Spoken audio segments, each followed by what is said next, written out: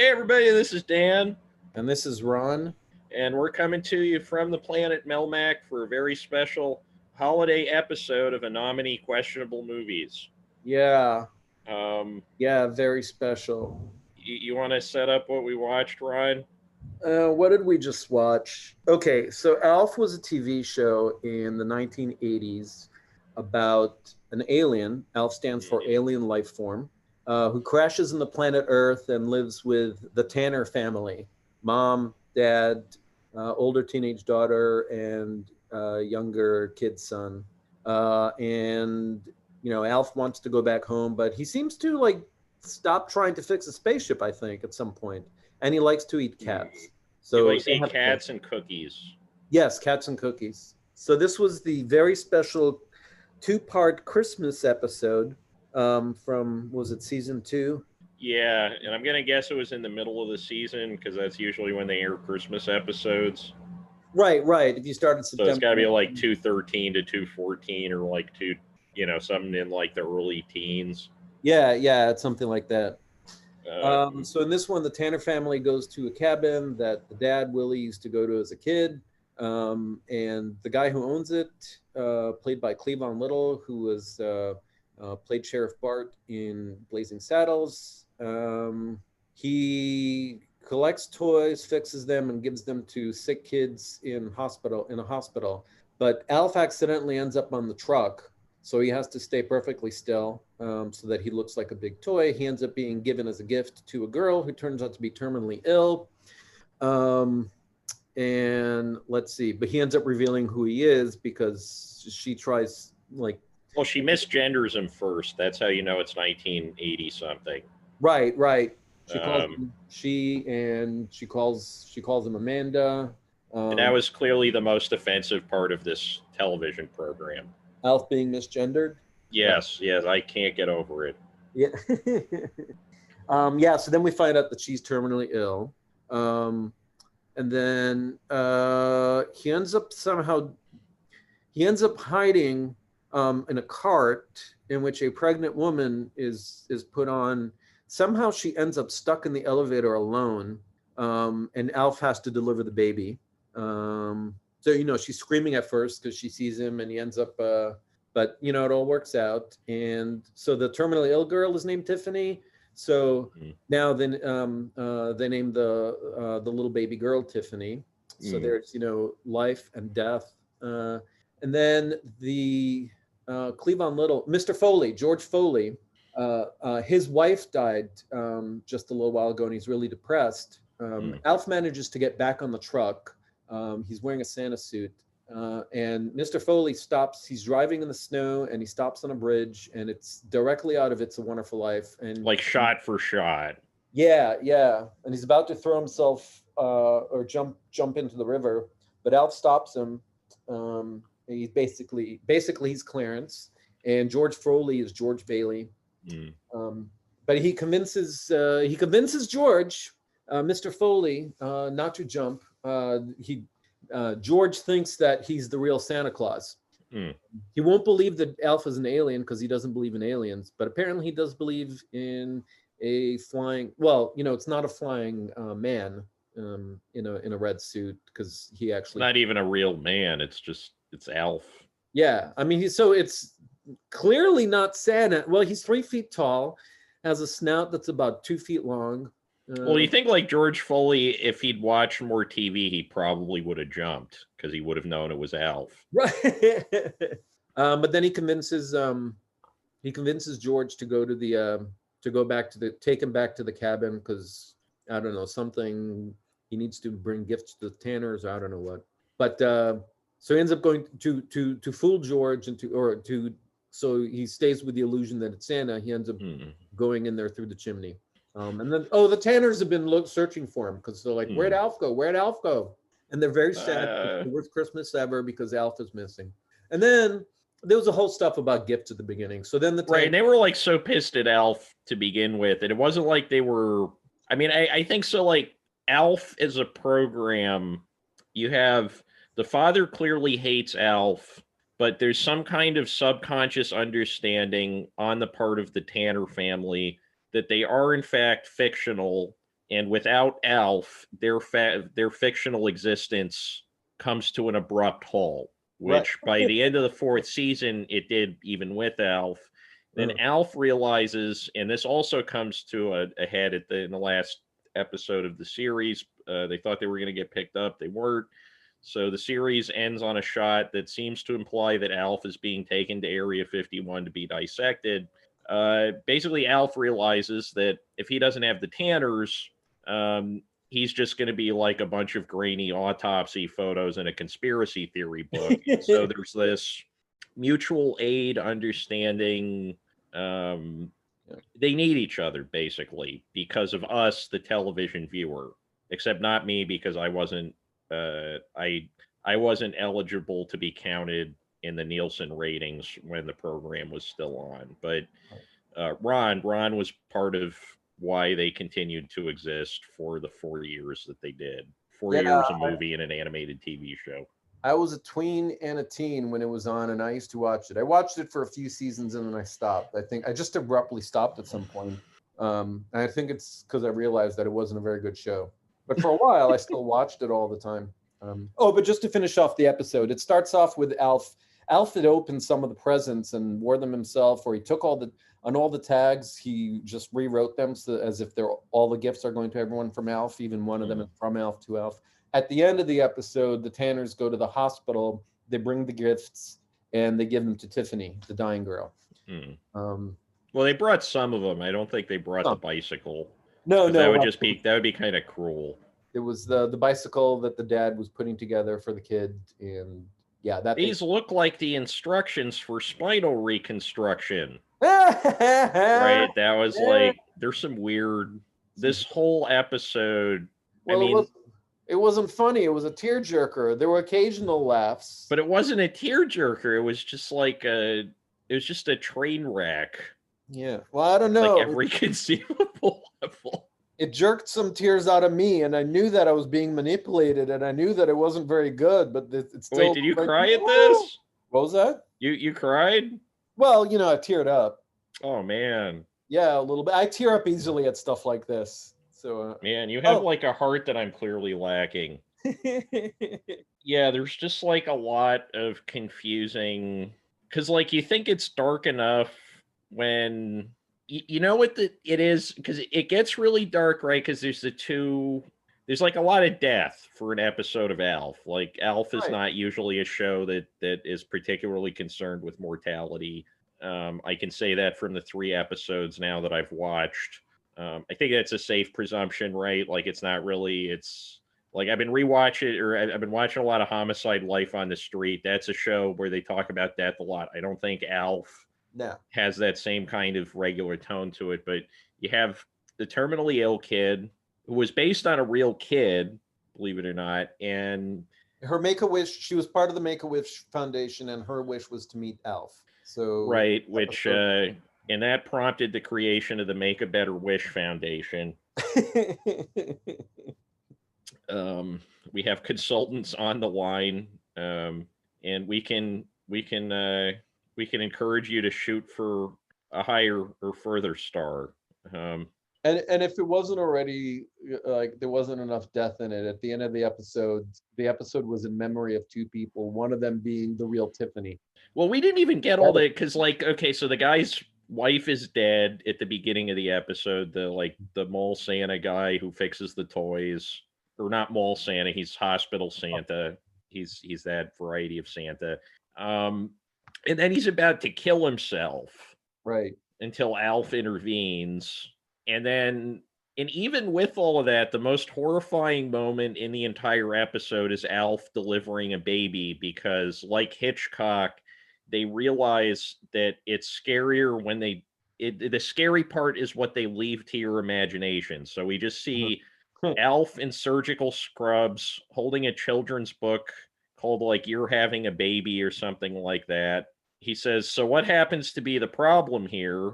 Clearly having no idea about how human reproduction works, which, I mean, that's a little reassuring, because like if it turned out that Alf did know a bunch about how human reproduction works, that would probably be more disturbing than what was on camera. But then we have this smash cut of boom, there's just the woman's holding a baby. It's wrapped in a bunch of supplies that would not normally be stored in an elevator, even in a hospital. And Alf is just like, yeah, easy. I do this every day, whatever. I was just reading the children's book just to make you, put you at ease. Right. This was adapted from the novel Alf BGYN. But yeah, normally it's a typical 1980s 3-camera sitcom. It's almost all in one room. Sometimes the furthest Alf goes from the house is the backyard. Right. And the backyard is a set too. And it's just a bunch of bad jokes and some pathos with a moral at the end, where they all come together and everybody's somehow feeling, apologizes because there was some whatever, and everybody's Right. happy. Then there's a commercial break, and then there's that last bit. I don't know what it's called, that last bit. Well, and there's that touching conversation because, like, the cabin is owned by George Foley, who's the hospital Santa Claus, right? Right. Yeah, this is the 3-camera. This is on location and all that. This is right. This is like the only single camera. We just got a bunch of calls because I'm living in a new place. It has a steep driveway. There was recently a giant snowstorm. The snow was up to my bedroom window. We probably got 2.5, 3 feet of snow out here. Wow. And somebody was calling me about road salt, and because I don't have an Alf to help me out with that. Right, like we don't. That's the unrealistic thing about this episode, right? Like, children die, significant others die. People contemplate ending their own lives, but no one actually has an alien life form that will come and solve all their problems. Yeah. And also eat all their cookies and probably their cat. Right. Think of all the things that would have happened if not for Alf. Alf is Clarence / Santa at the same time. Yeah, Alf is just sort of like every he's all the major, he's the Holy Trinity of American Christianity, right? Yeah. He's Clarence the Angel. Uh-huh. He's like mall or hospital Santa Claus. Uh-huh.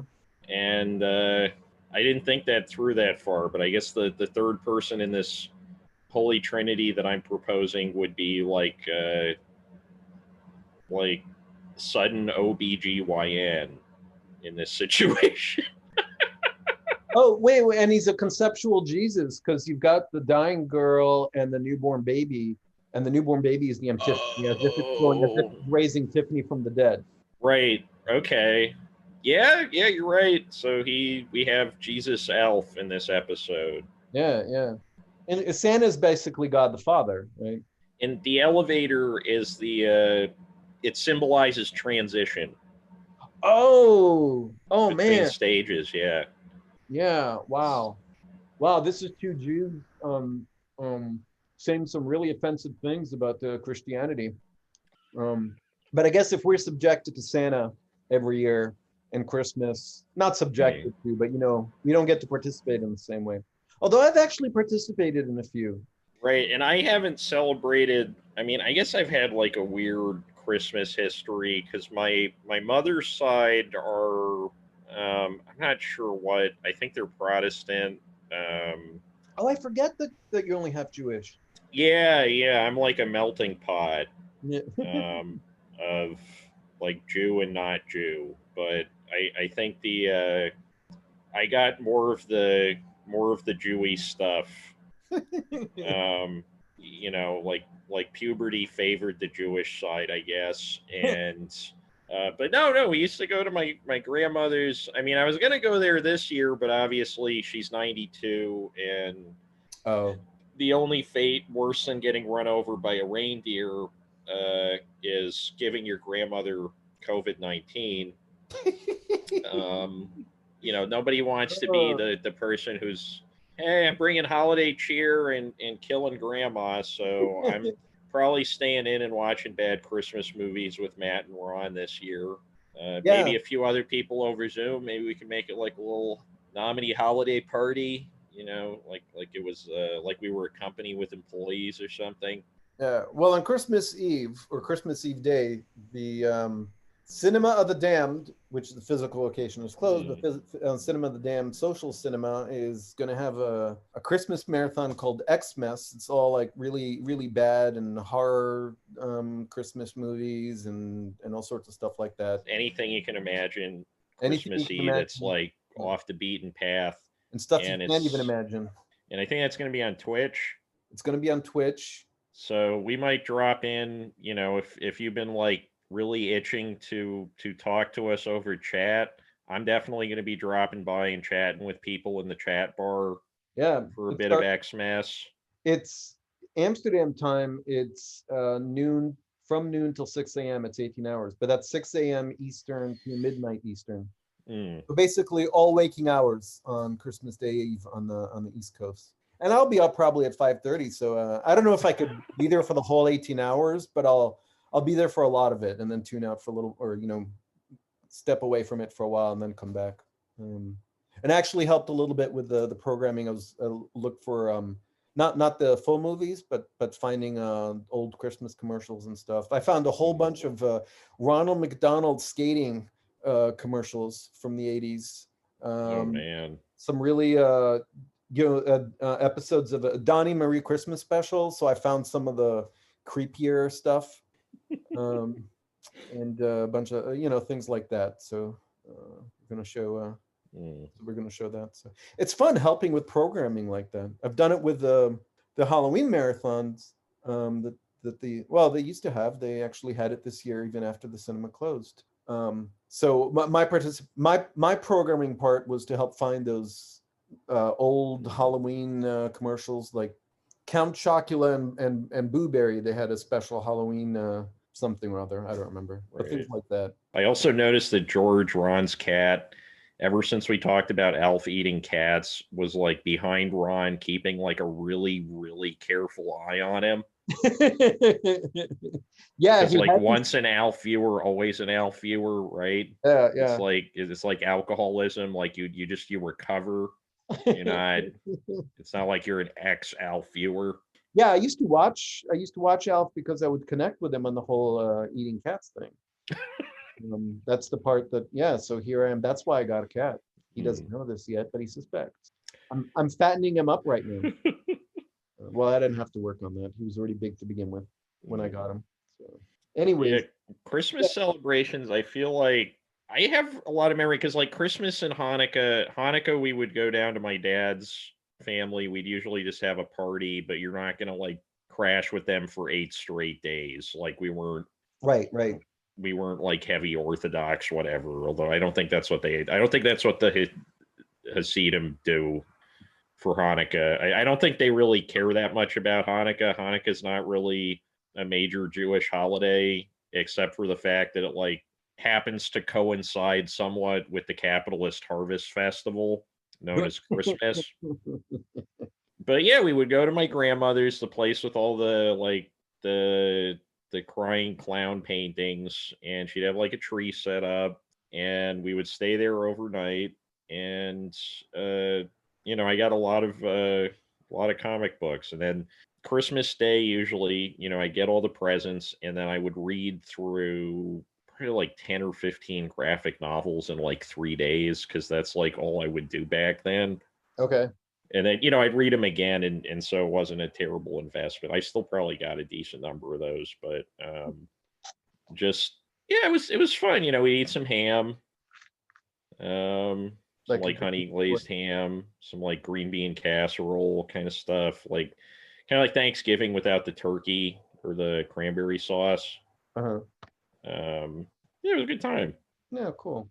So you got to have your cake and eat it too. You got both the Jewish stuff and the Protestant stuff. And I would celebrate Festivus, which is actually like a precursor to the Anomini movie podcast, because I would get all my friends from high school and stuff together when I was still in high school. And I would program kind of like Matt. I would find the worst feature-length Christmas-related film that I could possibly find. Uh-huh. And then I'd put I had the end of an old pool skimmer. I'd prop it up against the wall as the Festivus pole. We'd air grievances. we had the Feats of Strength one year and then canceled that afterwards because that got kind of ugly. And then my younger sister would bake a bunch of questionable cookies and cakes. Like she made a Santa Claus out of like a few. They were like these small. They were these like small cakes. They're like so the size of like a small loaf of banana bread. She made 4 or 5 of them, and the one in the middle was filled with red pudding. And so it had a candy cane stabbed through it, so it just looked like there was red pudding oozing out of Santa Claus because she put Santa Claus frosting on it. Yum. That was a big hit. Wow. Oh, that sounds awesome. It was pretty sweet. And no Festivus this year? I mean, in spirit, right? We're having the giant movie marathon with Matt, and yeah, true. You know, I mean, I wanted to have some people over to have traditional Festivus, but the pandemic kind of makes that a little bit difficult. I also don't. I think I might use my my car scraper as the pole. I'm having a little trouble sourcing a pole. Or I guess if I just covered the bottom of my like broom, that would actually work as a pretty traditional Festivus pole. And on Christmas Day, we're watching. We're probably going to watch The Shop Around the Corner or something like that. Yeah, we were going to do a double feature of Shop Around the Corner and You've Got Mail. Yeah, Billy. And we talked about that a number of times, and I was editing an episode and heard us saying that, and I was like, oh yeah, so I sent Dan. Right, we were gonna have a guest. I don't know if the guest is gonna be there. Honestly, we should have my mother call in for like 15 minutes because she's seen You've Got Mail at least 25 times. Like, not joking. Like, that's her perfect lives. Sure, yeah. She'd be a wild call-in guest. I don't know. Is she a character? Want to do She is a character. Okay, she gives like tarot card readings for a living now. No kidding. Yeah. Oh. And she believes in the healing power of crystals and that kind of stuff. That's not at all the way I imagined your mom, or I imagined her as being sort of much more, on the straight and narrow kind of thing. And I realized now, what am I thinking? You're her, you're her son. No, my parents are both pretty eccentric people. Yeah. My mother, I was talking with somebody about this last night, like, because they're kind of like Tom and Jerry, right? And like, I'm saying right, like and anyway, for the viewers, there's a Tom and Jerry element in there. And she got really into past lives at one point. She had this dream where her and my father were both in medieval chainmail, and she was chasing him around with a mace. So like one of those spiky balls on a stick. Yeah. And they're just chasing each other through this castle. And she like went around for weeks. She was telling everybody about that. Like she was excited that they, like they were star-crossed lovers in multiple lives. And I'm just thinking like, this is literally Tom and Jerry. Cause if maces hadn't been outlawed, who knows what would have gone on in the house, right? But look, what are you going to do? Yeah, back to this ALF episode. I'm like, we wanted to watch a holiday special of a older TV show, and somehow we ended up on this. And yeah, we were between like this and the He-Man and She-Ra special because I sent you the description of the Super Mario Brothers animated series Christmas special, and it seemed too violent. Yeah. Oh, I saw it. Oh, you watched it? Yes. Matt. Was it? Oh my God! Was it so terrible? Bad. It's terrible, but I think it's just the show is terrible to begin with. We weren't sure exactly because we hadn't seen the show. The show is terrible. There's never been a good animated, at least not that I'm aware. I heard like the Netflix Castlevania TV show's okay, and like technically Serial Experiments Lane is based on a PS1 video game, but I don't really count that because it's not like. It's not a video game in the sense that most people in the United States would consider a video game. It's more like an interactive novel kind of thing.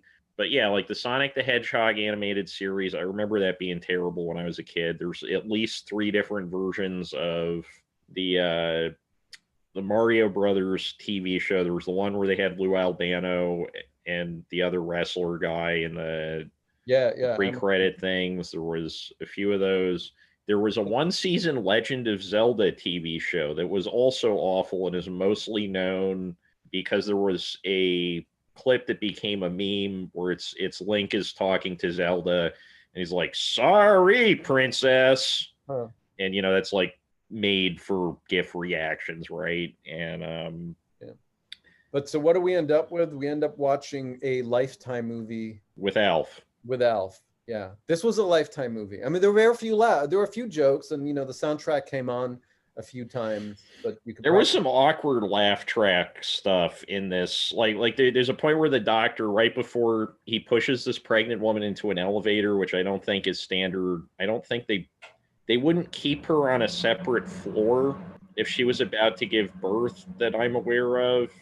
And they certainly wouldn't leave her alone in the elevator and then right. have the elevator doors closed. Yeah, there's just a lot of medical malpractice. Yeah. Alf is the tip of a much larger iceberg here.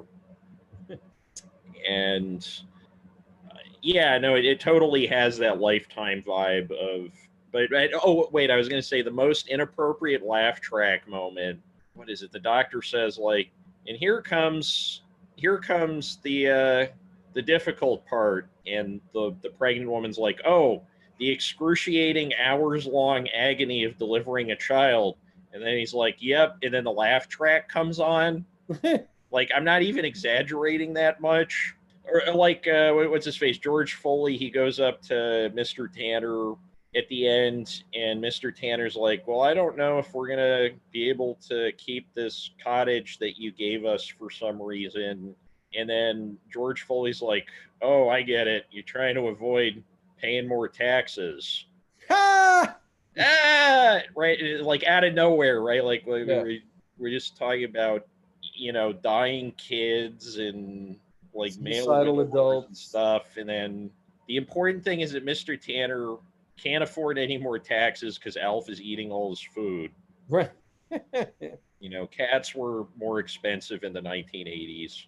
Why did we watch this? All things. This was supposed to be just some goofy bad thing with a Santa Claus thing in it. Instead, yeah. I mean, it was bad. It was yes. It was goofy in a certain way. I mean, I think with Christmas, like, there's that temptation of we need to make this about more than it's actually about, right? And that's why the Christmas episode of most series is going to be, if not the worst episode, one of the worst episodes of the entire of a given series.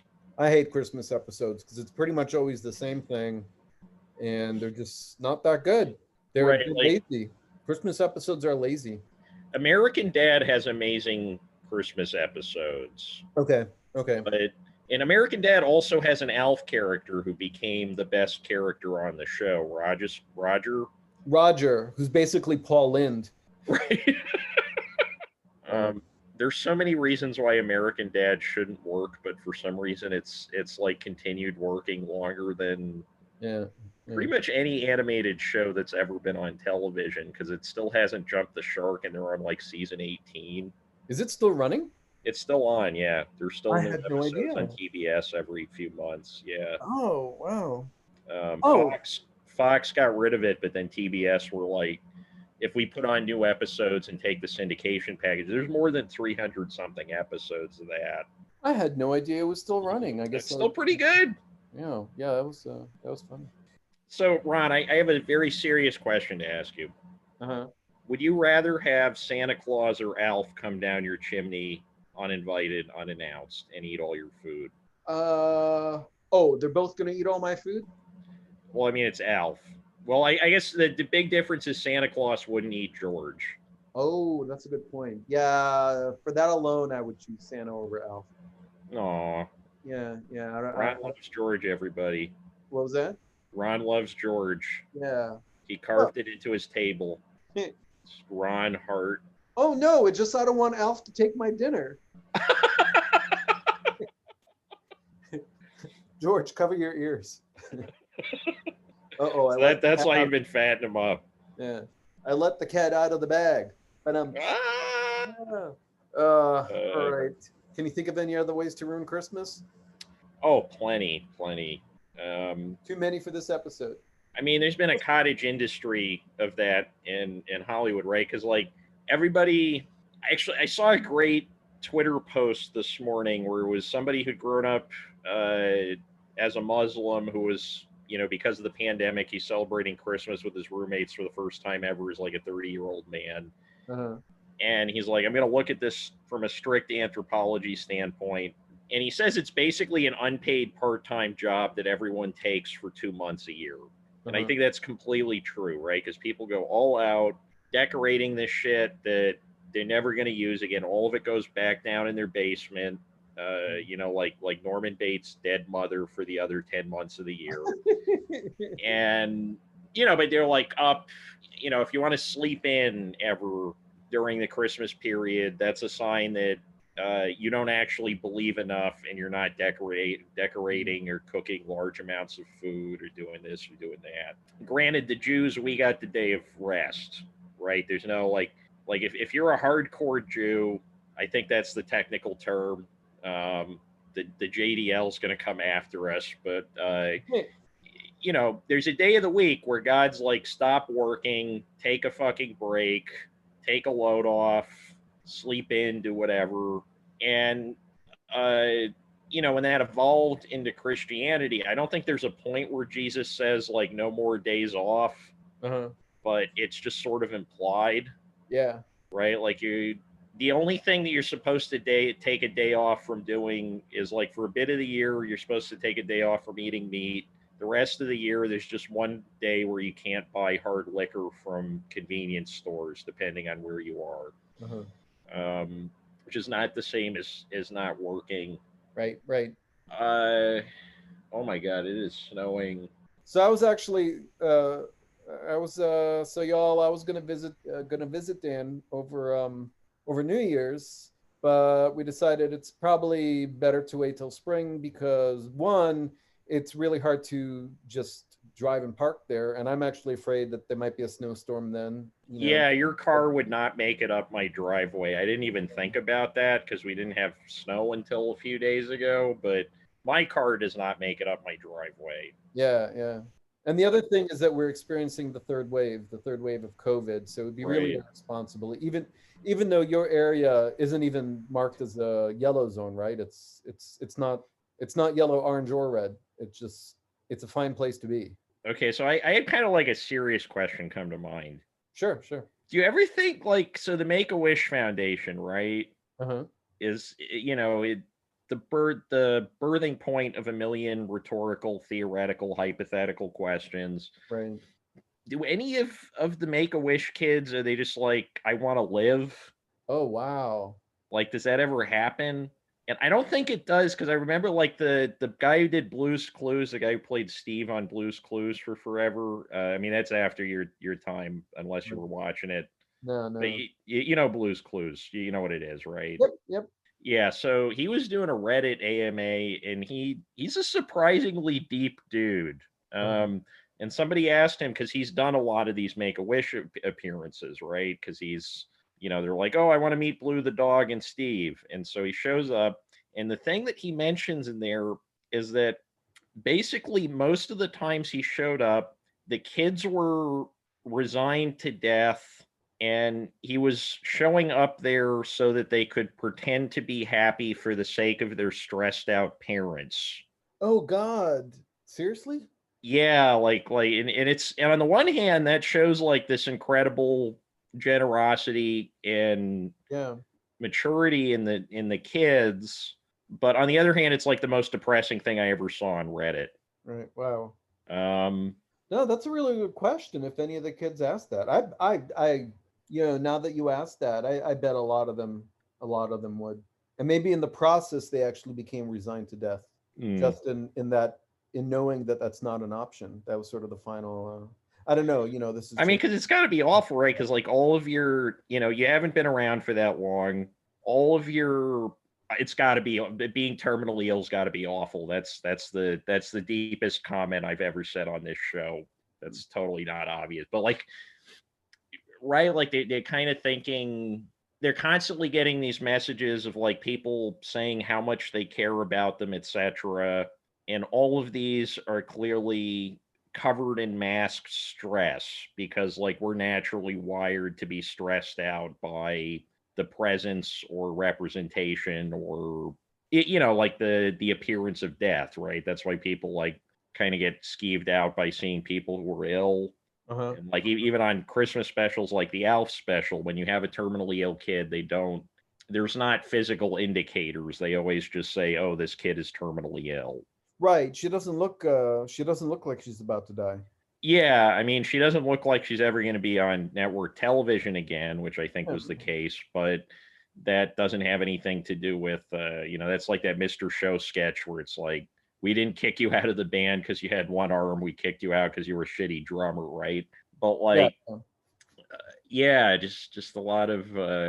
Then also, I think with Christmas, like Christmas, there's maybe it's like a action reaction thing, but it seems like most Christmas media is obsessed with like, or not most of it, but like an enormous amount of it is obsessed with dark feelings, misery, the worst parts of the human condition, and then kind of talking people off a ledge. And the only thing that makes it tolerable is Santa.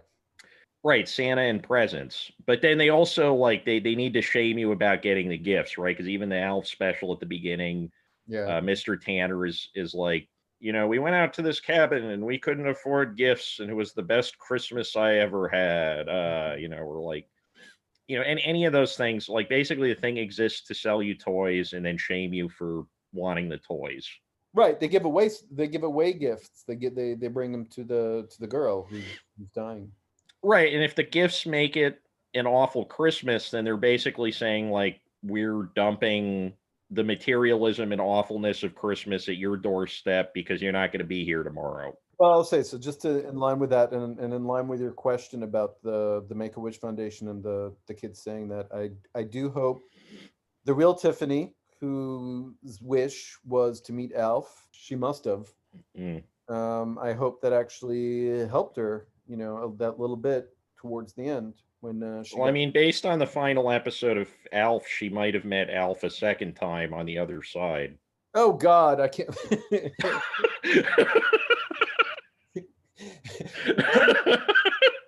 I think that, as you were saying during the episode of Alf, I think this episode of Anomalies could have some tone problems. Yeah, right. I said that there was a tone problem when suddenly went to the funny bits with the pregnant woman, and being thrown into the elevator, and which after just having the terminally ill girl finding out that she's going to die.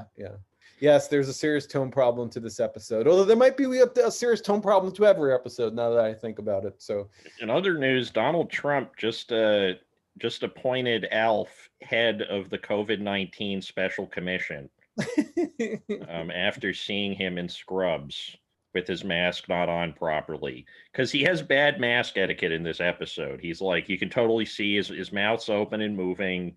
Yeah. He's like one of those people.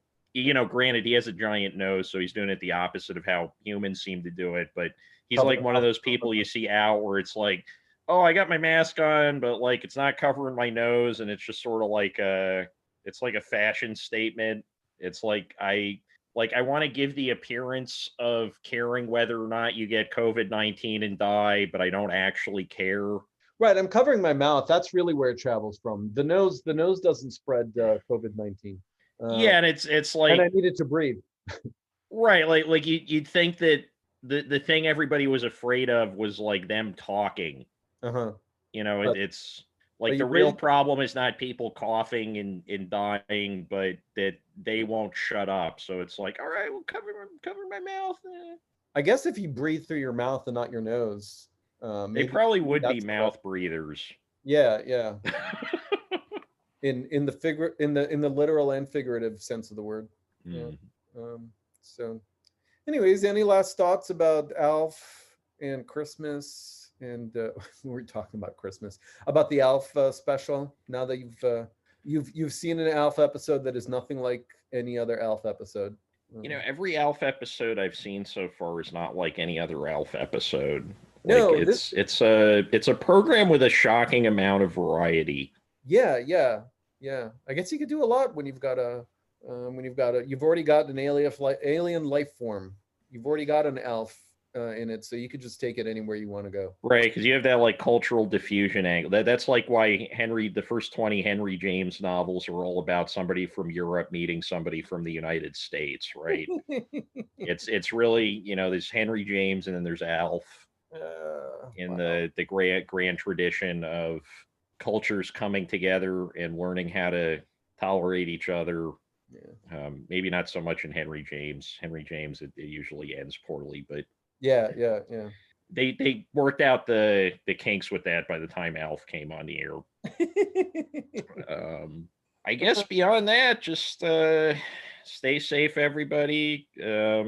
Wear your mask right, or else I will judge you on this podcast. And we have a lot of listeners who will also think you're a dingus.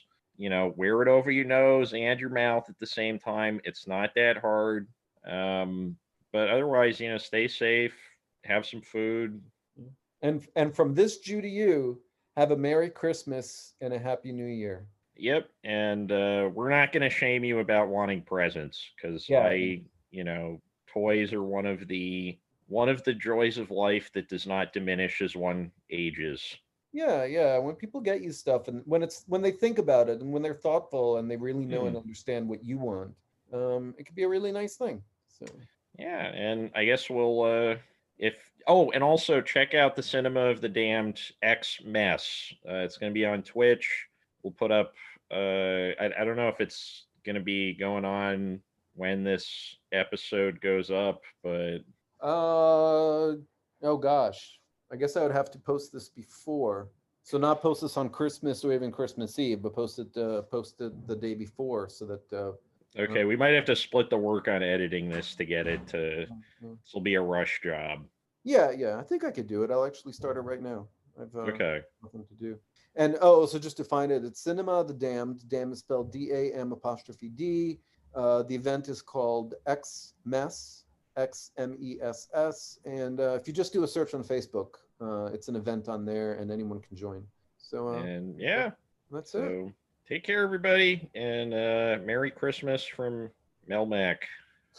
Where we had to record this episode live on location, or else people were going to think we were posers. All right, take care, everyone. Take care.